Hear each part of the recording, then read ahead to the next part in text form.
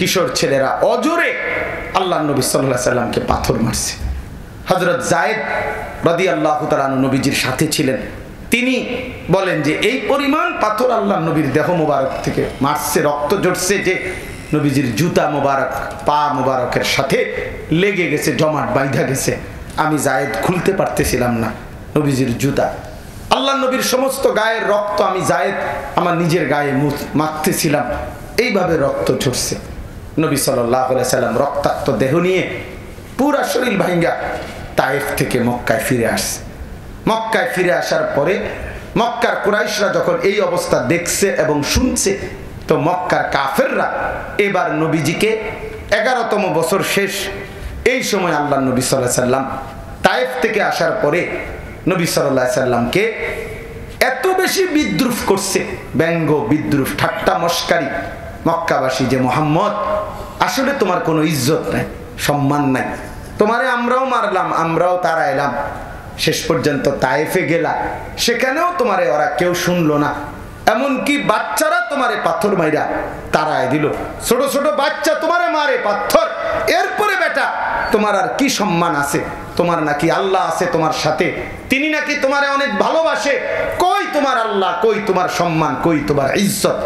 আল্লাহর কসম, এভাবে যখন রাস্তায় রাস্তায় গলিতে গলিতে নবীজিকে এই ঠাট্টা বিদ্রুপ করতে লাগছে, আচ্ছা বলেন তো তখন নবীজির কষ্টে কলিজায় কেমন লাগছে, আর শাজিমের মালিক আল্লাহ পাক তখন কেমন লাগছে? তো আল্লাহ তাআলা এই ঘটনার পরে, তায়েফের রক্ত ঝরানোর পরে আল্লাহ তাআলা নবী সাল্লাল্লাহু আলাইহি সাল্লামকে জিবরাইল পাঠিয়ে আল্লাহ বললেন, জিবরাইল আমার বন্ধুকে এবার নিয়ে আসো, আমার বন্ধু অনেক অপমান সয়েছে, দ্বীনের জন্য অনেক কোরবানি করছে, আমি আমার বন্ধুর চোখের পানি রক্তের ফোঁটা আমি দেখছি, আমার আরশে আজিমে নিয়ে আসো, আমি বন্ধুর রক্ত মুছে দেব, চোখের পানি মুছে দেব, ইজ্জত আর সম্মান কাকে বলে পৃথিবীবাসীকে আমি আল্লাহ দেখায় দেব। এই জন্য জিবরাইল আলাইহিস সালামকে দিয়ে আরশে আজিমে আল্লাহ তাআলা নবী সাল্লাল্লাহু আলাইহি সাল্লামকে মেরাজে নিলেন, নিয়ে বললেন, বন্ধু এই এখন আপনাকে যেখানে রাখলাম আনলাম, আপনার কদমের নিচে আমার গোটা সৃষ্টি, গোটা সৃষ্টি আমার আপনার কদমের নিচে, আপনি আমার সব সৃষ্টির উপরে, এর উপরে আর আছে শুধু আমি আল্লাহ, আর কোনো সৃষ্টি নাই। অতএব এখন থেকে আপনি বুঝে নেন, আপনার মর্যাদা হলো আমি আল্লাহর পরে আমার সমস্ত সৃষ্টির উপরে আপনি মর্যাদা পান। সুবহানাল্লাহ, বাদাস খুদা বুজুর্গ তুই কিসসায়ে মুখতাসার, আল্লাহর পরে সৃষ্টির উপরে আপনার মর্যাদা। বলেন আলহামদুলিল্লাহ। এই কথাটা বলছি একটা কথা, এটা কেন বললাম? এই কথাটা এই জন্য বলছি যে ইসলামের জন্য, দ্বীনের জন্য, আল্লাহর দ্বীনের জন্য যেই কোন রকমের কুরবানি ত্যাগ স্বীকার যদি কেউ করে, তো আল্লাহ তাআলা তার নবীকে যেরকম ইজ্জত দিবেন, আল্লাহর কসম নবীর ঈমানদার উম্মতকে আল্লাহ তাআলা সেই ইজ্জত দান করবেন। এই জন্য এই সবকটা দেওয়ার জন্য যে আপনারা আপনাদের ঘর পরিবার নিয়ে ফিকির করবেন যে আমি এবং আমার ফ্যামিলি দ্বীন মানবো, ইসলাম মানবো, আল্লাহকে মানবো, আখিরাতকে মানবো। জীবনে যত বেইজ্জতি সমাজের কাছে, গ্রামের কাছে, মানুষের কাছে যত অপমানিত হতে হয় হলাম, কিন্তু আল্লাহকে ছাড়বো না, রাসূলকে ছাড়বো না, আখিরাতকে ছাড়বো না। তাহলে নিশ্চিত ইনশাআল্লাহ হাসরের ময়দানে আপনি বাদশা হবেন, বাদশা হবেন। কোরআন শরীফে আছে, ইন্নাল্লাযীনা আজরামু কানু মিনাল্লাযীনা আমানু ইয়াদহাকুন। আল্লাহ বলে আজকে কাফের বেঈমান নাফরমান দুনিয়াতে ঈমানদারকে দেখে হাসে, হুজুর দেখে পাবলিক হাসে, হুজুর বুঝে কি হুজুর, হ্যাঁ আরে বেটা এত অল্প বয়সে দাঁড়িয়ে রেখে লাইছেন, বেটা কিরে বুজুর্গ হয়ে গেছো, তাসবিহ হাতে নিচে বেচারা হয়তো তাসবিহ পড়ে, কি ব্যাপার বহুত বড় দরবেশ হয়ে গেছো মনে হয়। এই যে টিটকারি, বুঝছেন না? তাসবিহ হাতে নিচে মাত্র কয় দরবেশ। আবার একটা মজার কথা আছে এই ক্ষেত্রে, হাকিমুল উম্মত মুজাদ্দিদুল মিল্লাত হযরত মাওলানা শাহ আশরাফ আলী থানভী রাহমাতুল্লাহর একজন বড় উচ্চ পদস্থ খলিফা ছিলেন শাহ আব্দুল গনি ফুলপুরি রাহমাতুল্লাহ আলাইহি। ওনার এক মুরিদ হযরত যখন ওনাকে সবক দিয়েছেন তাসবিহ, তো তাসবিহ সে হাতে নিচে পড়বে, তো মহল্লার কেউ কেউ ওনারা যখন বলছে কিরে দরবেশ হয়ে গেছো, হ্যাঁ উনি তাসবিহ নিয়ে আনিছো, তখন উনি আইসা আবার হজরতের কাছে আসছে, আইসা বলছে, হজরত আমারে লোকে মন্দ সন্দ বলে, টিটকারি করে। কাজে কি বলে? আমি যে তসবি নিছি, আপনি বলছেন তসবি পড়তে, আর আমারে কয় দরবেশ হয়ে গেছ, এই জন্য আমার কাছে একটু লজ্জা লাগে, আসছি জিজ্ঞাসা করতে কি করতাম। তখন যারা কিশোর নৌজন ভাই, তোমরা মনে রাখো, আল্লাহর দিন মানলে বিদ্রুপ করছে, কিন্তু উনি কি জবাব দিছে শোনেন। উনি বলছে মুরিদকে, শোনো, তসবিটা মাত্র তুমি নিছো, এখনো তো ভালো করে আমল করোই নাই, তা এর মধ্যেই তোমারে মানুষ দরবেশ বলছে। তাইলে তুমি যদি পূর্ণ আল্লাহর ইবাদত করো, জিকির আসকার করো, তাসবিহাত তেলা করো আদায় করো, তখন তোমাকে মানুষ কি পরিমাণ আল্লাহওয়ালা ভাববে। শুরু করতেই যখন তোমারে দরবেশ মনে করছে, তো সামনে তোমার জন্য আরো উত্তম পরিচয় অপেক্ষা করছে। এক, দুই নাম্বার হলো, যদি মনে করো দরবেশ বলাতে তুমি লজ্জা পাইছো, তো তুমি বলো তোমারে কি বলতো মানুষে দেখলে কি তোমারে কইতো চোর? তো কি কইতো? মানুষে দেখলে যদি তোমারে বলতো যে কিরে তোরে যে দেখতে ফুটটা করার মতো লাগে, তখন কি ভাল লাগতো নাকি? কিরে তোরে যে মনে হয় যেন গাঁজা খোর, হ্যাঁ বোতল খাইয়া আইস মনে হয় যেন, কথা বুঝেন নাকি? এই তাইলে তোরে কি দেখলে এই বলতো যে তোমার যে দেখলে বাটফারের মতো লাগে, সিটারের মতো লাগে তোমার যে দেখলে, তোমায় কি বলো এটা কইতো তোমারে? কয় না হযরত আমি। তখন তিনি বললেন, তাইলে বলো বাবা তোমারে তো দরবেশ বলছে, এনে অন্যায় কি বলছে? এই জন্য আমগরে কেউ হুজুর বললে আমনে কোনো সমস্যা নাই। আমি ওই অনেক সময় বলি যে কোনো বেদাতি আমাদের কওমি মাদ্রাসার উলামায়ে কেরামকে ওয়াহাবি বলে, তা আমি অনেক সময় বলি যে তুমি আমগরে মিয়া ওয়াহাবি আল্লাহওয়ালা অর্থ, তো এইটা শুধু ওয়াহাবি না, আরো যদি পারো কবে ওয়াহাবির দাদা, ওয়াহাবির চাচা, চাচতো ভাই, জেডা, ফুফা, মামা, খালু, যা মন চায় তাই বলো। তুমি প্রতিবার বললে আল্লাহর কাছে ইমানদারের মর্যাদা ততবার বাড়তে থাকবে ইনশাআল্লাহ, বাড়তেই থাকবে ইনশাআল্লাহ।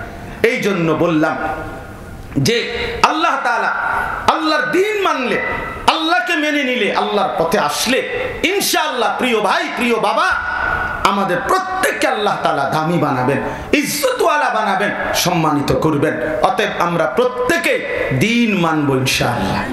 সর্বশেষ কথা হলো, আল্লাহর নবী সাল্লাল্লাহু আলাইহি সাল্লাম মেরাজের ওই সম্মানিত রাতে আল্লাহর আরশ আজিমে গিয়ে যখন সম্মানিত হলেন, তখন নবীজি আল্লাহ পাককে বলছিলেন, মাওলা আজ তো আপনি আমাকে সম্মান দিলেন, ইজ্জত দিলেন, কিন্তু আমার আবদার, আমার উম্মতের জন্য কিছু দিবেন না? তো ইনি সেই রাসূল যিনি জীবনের কোন জায়গায় কখনোই উম্মতকে একদিনের জন্য ভুলেন নাই, কখনোই ভুলেন নাই।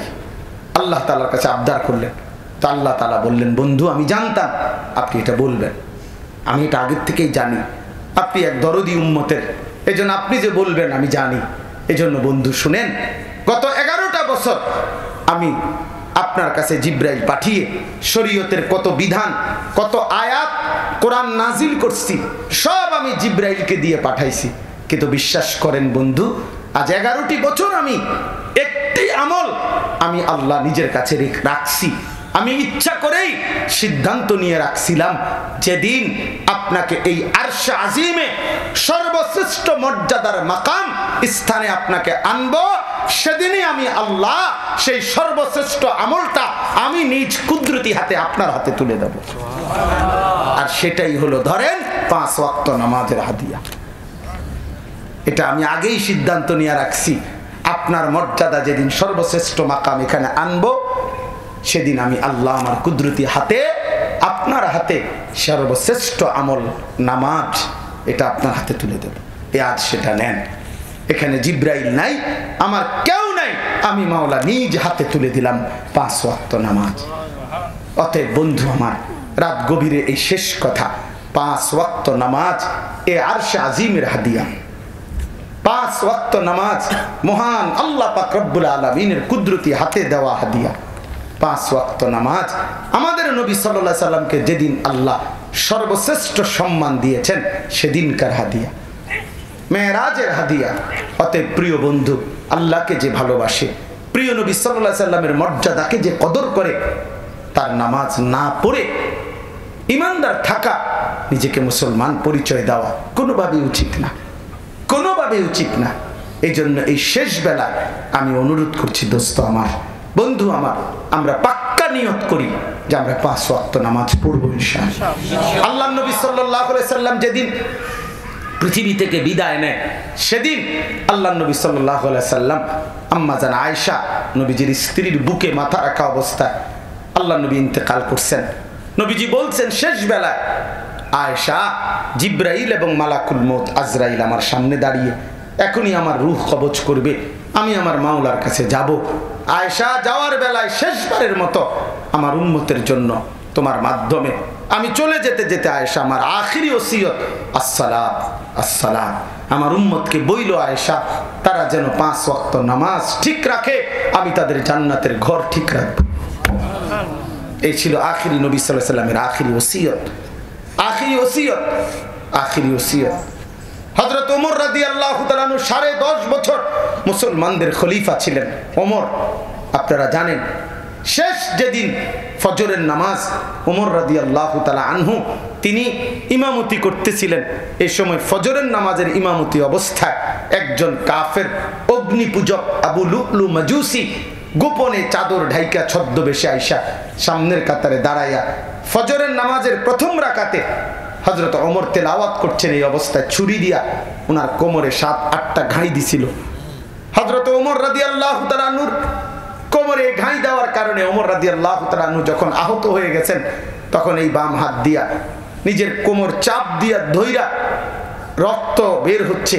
এই অবস্থায় প্রথম কাতারে হযরত আব্দুর রহমান ইবনে আউফ, বেহেশতের সুসংবাদ প্রাপ্ত একজন সাহাবী, এই উনাকে টাইনা ইমামের জায়গায় দাঁড় করাইয়া হযরত ওমর এক পাশে সরে গিয়ে বলছে, আব্দুর রহমান, আল্লাহর কসম আগে ফজরের নামাজ শেষ করো, এরপর আমারে ধৈর্য।